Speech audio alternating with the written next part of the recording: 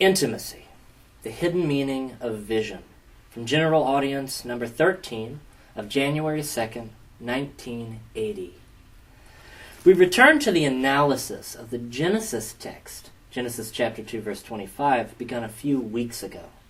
According to this passage, the man and the woman see each other, as it were, through the mystery of creation. They see each other in this way before knowing that they were naked.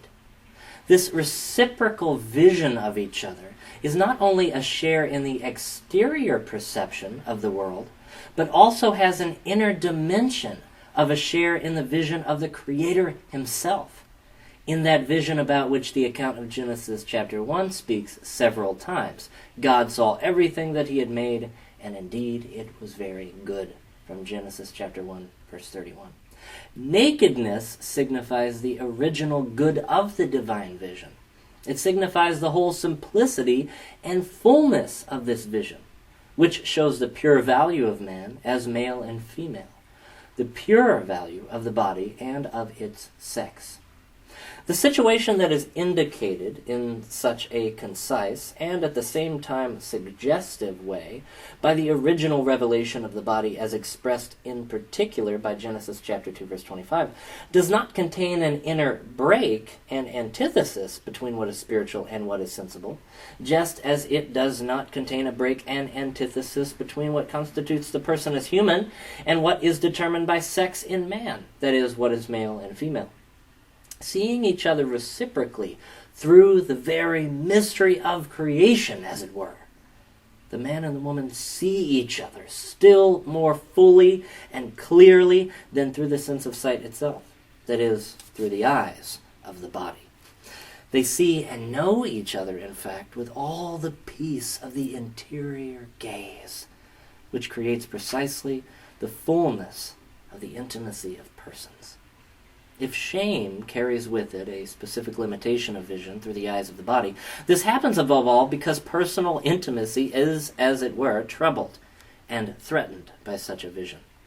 According to Genesis chapter 2, verse 25, the man and the woman did not feel shame, seeing and knowing each other in all the peace and tranquility of the interior gaze. They communicate in the fullness of humanity, which shows itself in them as reciprocal complementarity precisely because they are male and female. At the same time, they communicate based on the communion of persons, in which they become a mutual gift for each other, through femininity and masculinity. In reciprocity, they reach in this way a particular understanding of the meaning of their own bodies. The original meaning of nakedness corresponds to the simplicity and fullness of vision in which their understanding of the meaning of the body is born from the very heart, as it were, of their community communion. We will call this meaning spousal. The man and the woman in Genesis chapter 2, verses 23 through 25 emerge precisely at the very beginning with this consciousness of the meaning of their own bodies. This deserves a deepened analysis. Part 5, Man in the Dimension of Gift. Section A, the spousal meaning of the body, creation as giving. If the account of the creation of man in the two versions, that of Genesis 1 and the Yahwist version of Genesis 2, allows us to establish the original meaning of solitude, unity, and nakedness, by this very fact it allows us also to reach the basis of an adequate anthropology, which seeks to understand and interpret man in what is essentially human. The biblical texts contain the essential elements of such an anthropology, which become clear in the theological context of the image of God. This concept contains in a hidden way the very root of the truth about man revealed by the beginning, to which Christ appeals in the dialogue with the Pharisees. See Matthew chapter 19, verses 3 through 9, when he speaks about the creation of man as male and female. One must remember that all the analyses that we are carrying out here are connected, at least indirectly, with precisely these words. Man, whom God created male and female, bears the divine image impressed in the body from the beginning. Man and woman constitute, so to speak, two diverse ways of being a body that are proper to human nature in the unity of this image. We should now turn anew to those fundamental words that Christ used, that is, to the word created, and to the subject creator, introducing into the considerations carried out so far a new dimension, a new criterion of understanding and of interpretation that we will call hermeneutics of the gift. The dimension of gift is decisive for the essential truth and depth of the meaning of original, solitude, unity, nakedness. It stands also at the very heart of the mystery of creation, which allows us to build the theology of the body from the beginning, but at the same time demands that we build it in precisely this way. On Christ's lips, the word created contains the same truth that we find in Genesis. The first creation account repeats this word several times from Genesis chapter 1, verses 1. In the beginning, God created the heavens and the earth. To Genesis chapter 1, verse 27. God created man in his image. God reveals himself above all as creator. Christ appeals to this fundamental revelation contained in Genesis. The concept of creation has all its depth, not only a metaphysical, but also a fully theological depth in Genesis. The Creator is he who calls to existence from nothing and who establishes the world in existence and man in the world because he is love. 1 John chapter 4, verse 8. We admittedly do not find this word love, God is love, in the creation account. Nevertheless, that account often repeats, God saw everything that he had made, and indeed it was very good. Genesis chapter 1, verse 31. Through these words, we are led to glimpse in love the divine motive for creation, the source, as it were, from which it springs. Only love, in fact, gives rise to the good and is well pleased with the good. See 1 Corinthians chapter 13.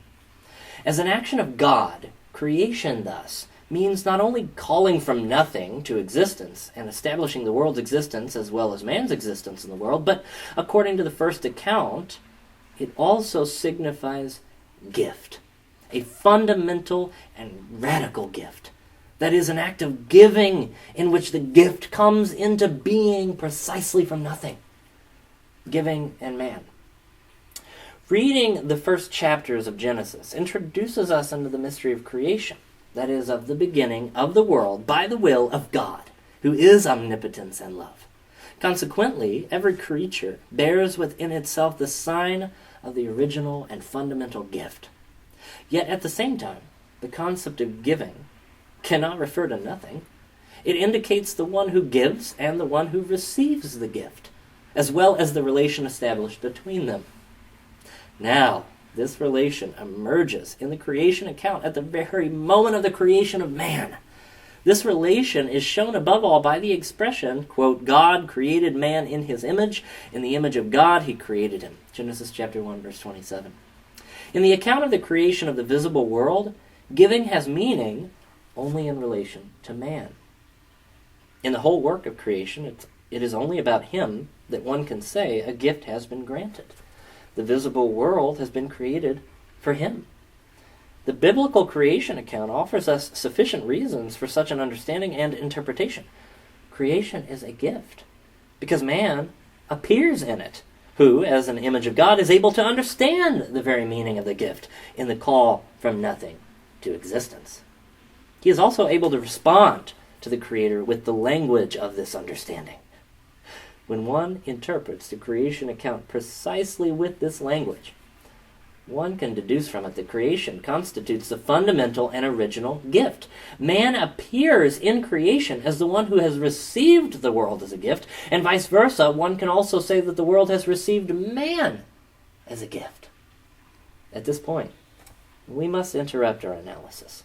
What we have said so far stands in the strictest relation with the whole anthropological problematic of the beginning. Man appears in it as created, that is, as the one who, in the midst of the world, has received the other human being as a gift.